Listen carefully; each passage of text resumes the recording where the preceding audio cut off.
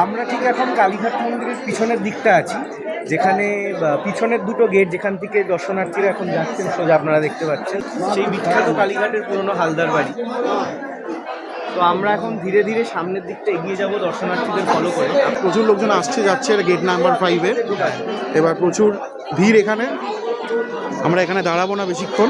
হ্যাঁ, মন্দিরে একটা সুন্দর ভিউ পিছন দিক থেকে একটা। অর্ক হ্যালো, এই দেখো মন্দিরে একটা সুন্দর ভিউ, আমাদের তো বাড়িরই কাছে। একদমই তাই।